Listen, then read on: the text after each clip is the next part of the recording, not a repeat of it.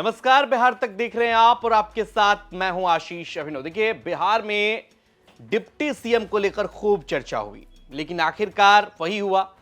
दोनों ही deputy CM repeat हो रहे हैं, यानी विजय सिन्हा और सम्राट चौधरी। सम्राट चौधरी विधायक दल के नेता भी चुने गए और विधानमंडल दल के उपनेता भी चुने गए विजय सिन्हा। दोनों को भारतीय जनता पार्टी ने बड़ी जिम्मेदारी दी। ऐसी चर्चा थी कि विजय सिन्हा को रिपीट नहीं कर सकती है पार्टी। सम्राट चौधरी को लेकर पहले से भी चर्चा थी कि उन्हें जो है डिप्टी सीएम बनाया जा सकता है। अब आपको इसके पीछे की वजह बताते हैं कि आखिर दोनों ही डिप्टी सीएम को भारतीय जनता पार्टी ने रिपीट क्यों किया। अक्सर सभी के मन में यह सवाल है कि जब भी भारतीय जनता पार्टी कहीं प्रचंड बहुमत के साथ सरकार में आती है तो निश्चित तौर पर कुछ फेरबदल देखने को मिलते हैं, लेकिन यहां पर कोई बड़ा फेरबदल क्यों नहीं हुआ। दरअसल इसके पीछे की जाति की गणित को समझिए। इस बार एनडीए में 24 कुशवाहा विधायक जीत कर आए हैं। सम्राट चौधरी निश्चित तौर पर बड़ा चेहरा, विधानमंडल दल के नेता भी बनाए गए और जिस तरीके से हमेशा नीतीश कुमार के साथ रहे पिछली सरकार में, जहां भी आपने देखा नीतीश कुमार के साथ सम्राट चौधरी रहे। बड़ी जिम्मेदारी भी थी नीतीश कुमार की सरकार में।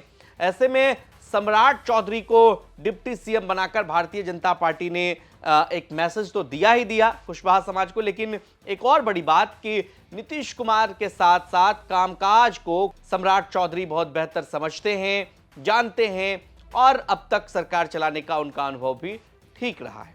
दूसरी बात विजय सिन्हा को लेकर, देखिए लखीसराय से चुनाव लड़े, खूब चर्चा थी कि एंटी इनकम्बेंसी है, चुनाव नहीं जीतेंगे, लेकिन विजय सिन्हा भी चुनाव जीतकर आ गए।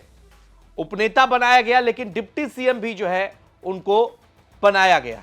अब इसके पीछे की वजह यह है, एक तो सम्राट चौधरी के पीछे कुशवाहा जाति की बात कही जा रही है, दूसरी तरफ सवर्ण समाज में भी खास करके भूमिहारों को भारतीय जनता पार्टी मैसेज देना चाह रही है। जिस तरह से एक बड़ा जनादेश भारतीय जनता पार्टी को मिला, इसमें सवर्ण जातियों ने भारतीय जनता पार्टी को बढ़ चढ़कर वोट किया, परंपरागत रूप से भारतीय जनता पार्टी के वोटर रहे।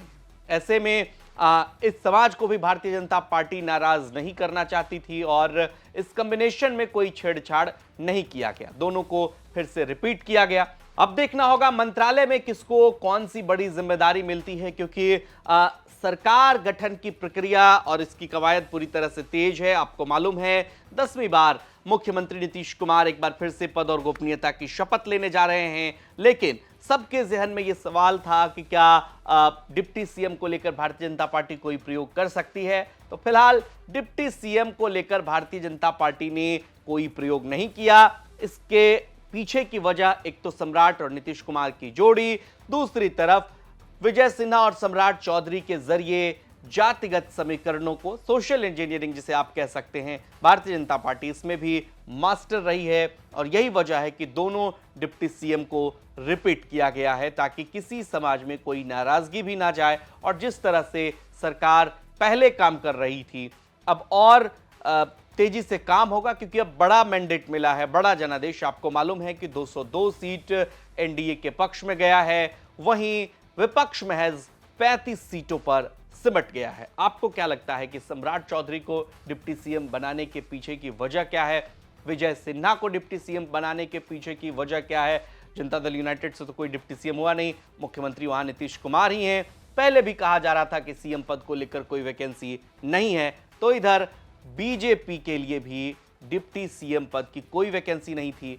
दोनों डिप्टी सीएम फिर से रिपीट हो रहे हैं। क्या कुछ कहना है आपका? इस पर कमेंट सेक्शन में अपनी राय हमें जरूर दीजिए। बिहार की तमाम खबरों के लिए आप देखते रहिए बिहार तक। नमस्कार।